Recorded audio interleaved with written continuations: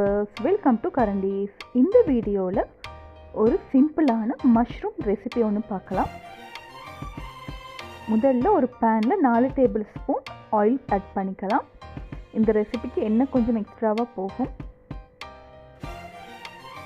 எண்ணெய் சூடானதும் அதில் க்ளீன் பண்ணி எடுத்து மஷ்ரூம் ஆட் பண்ணிக்கலாம். பார்த்தீங்கன்னா நான் இன்றைக்கி ஆயிஸ்டர் மஷ்ரூம் தான் யூஸ் பண்ணுறேன். இந்த மாதிரி நல்லா மிக்ஸ் பண்ணி விட்டுட்டே இருங்க.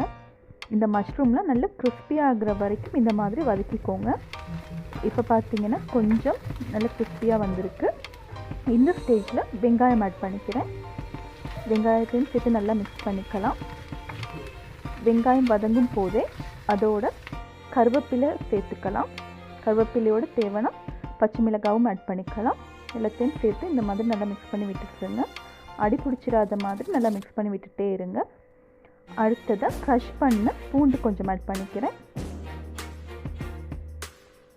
அடுத்ததாக பார்த்தீங்கன்னா மாசி ஆட் பண்ணிக்கிறேன். அதையும் சேர்த்துட்டு இந்த மாதிரி நல்லா மிக்ஸ் பண்ணி விட்டுக்கோங்க.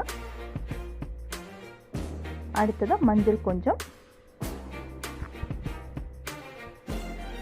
அடுத்ததாக மிளகாத்தூள் 1.5 டீஸ்பூன் மாதிரி ஆட் பண்ணிக்கிறேன்.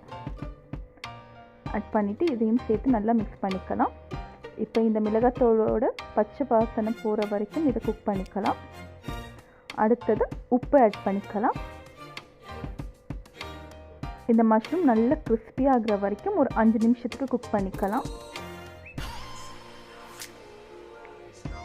இப்போ பார்த்தீங்கன்னா மஷ்ரூம்லாம் நல்லா கிறிஸ்பியாக ஆகியிருக்கு. கடைசியாக சில்லி ஃப்ளேக்ஸ் ஆட் பண்ணிவிட்டு நல்லா மிக்ஸ் பண்ணி எடுத்ததுக்கு அப்புறமா சர்வ் பண்ணிக்கலாம்.